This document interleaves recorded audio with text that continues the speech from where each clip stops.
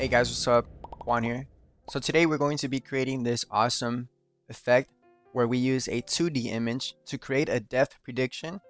So first what you want to do is go into your image files and find the image you want. I found this one that has like a nice little hallway and a nice walls to the side and like a background so that I can kind of add my lighting back there and possibly, add a floor plane and etc. But we're going to first render this. We're going to submit this and let it do its process. Should be done really quick. So now as you can see, we have our depth map. We're going to download our depth map. Click download. So once your depth map is downloaded, open up Blender. I have Blender opened up already. So right away, we're going to be inserting a plane. This plane, you want to subdivide it. Go to edit, right click, subdivide, and subdivide about 100 times. Should look like this. So once it's subdivided, select everything, press A, go to modifiers, select displays, select new, go to textures, and on here, select open. Find your recent image that you just downloaded. Make sure it is added here. Once it has been added, smoothen it out here, like so. Now we flip this to 90 degrees so it can be in the center. We kind of lift this up a bit. So now we have centered our image. The only thing we did here was we rotated our x-axis to 90 degrees and we just kind of raised the z to bring it up to our scene. So once that's done, as you guys can see, there's nothing. We're going to be adding some basic sky just so you guys can see the environment. We're going to rotate the sun this way so we can have everything impacting here.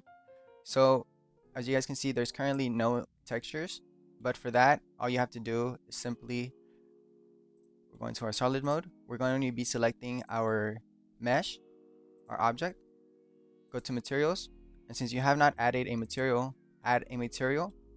On base color, click the little yellow button. Once you are there, you will go to texture, and on texture, make sure you select image texture. Once you're on image texture, select open.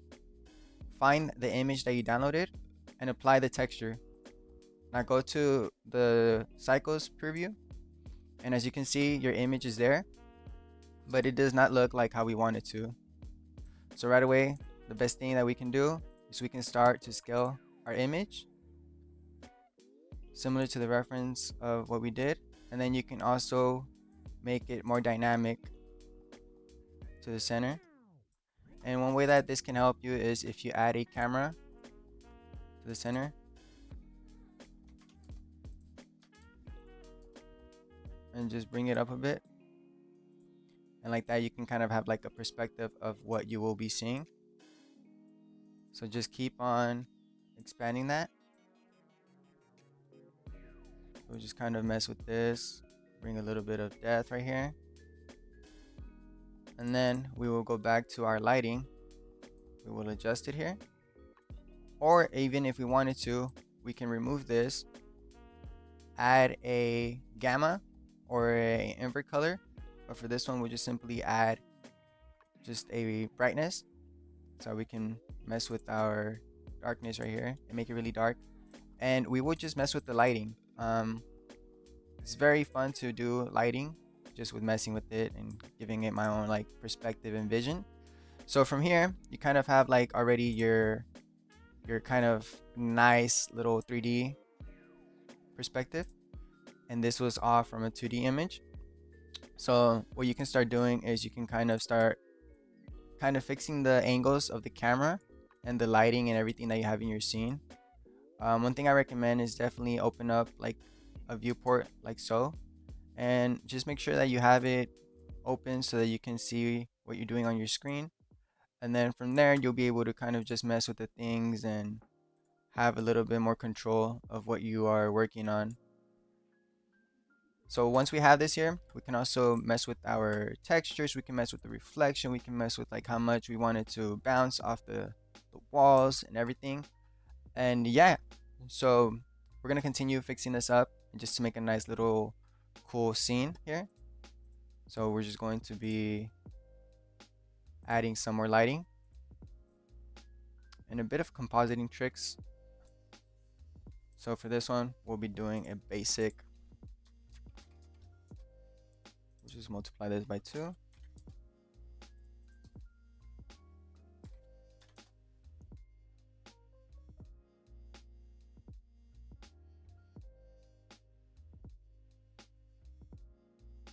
So either this lighting can be directly on top, like so, or it can be kind of pushed back.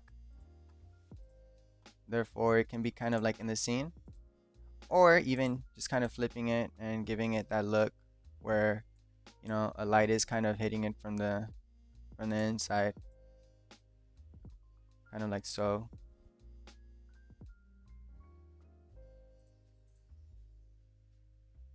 Then possibly even add one more lighting. You can do this maybe as a point. Bring this up a bit. Scoot it back. Sweet. Awesome. So there's our scene, kind of like a little perspective view of how we would want it to look.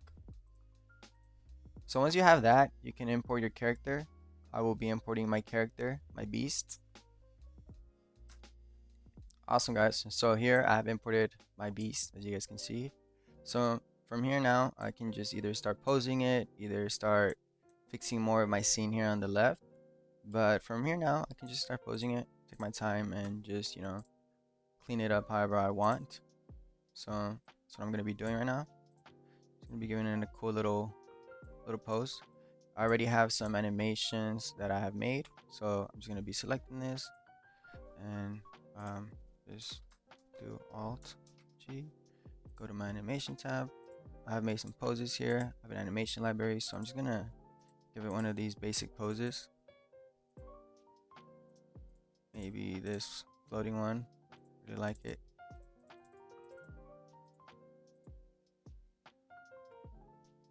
Give it that nice little pose, you guys can see.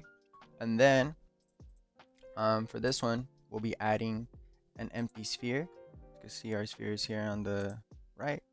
We're just gonna be making the sphere a bit smaller, bringing it up a bit, and kind of in the center of our beasts, and just a little bit in front of him. Okay, and then we're gonna go to our camera, go to depth of field, and your depth of field, you want to focus on the object. You want it to be the empty. So now when you are adjusting that, you have now control of the empty's focus. So let's go back, fix that, select the empty. Now you can move the empty, and you can have like a controllable focus, as you can see here. You can kind of focus it more on the face area if I wanted to. And then we can also kind of crank it down a bit. I would say 0.4 is perfect, 0.5 is solid. Even go to 0.6. And the blades keep usually at 3 or 4. And 1.9 is great. And then even here, we can add like some compositing. So we'll go to our compositing, just quickly render that image. Let it do its thing. Solid. You have that. Turn on the nodes. We'll make a view just so we can see our compositing stuff go on. And then we'll immediately just add a glare. As always, we like adding our glare. We'll do our fog glow. And then last but not least, always, we'll add a lens distortion. And we'll just kind of crank that up a bit. Go up a bit more. Give it that look. Or even if we want to go more back out, we'll just give it like the minus for the distort. And then we'll just kind of crank up our dispersion a bit more.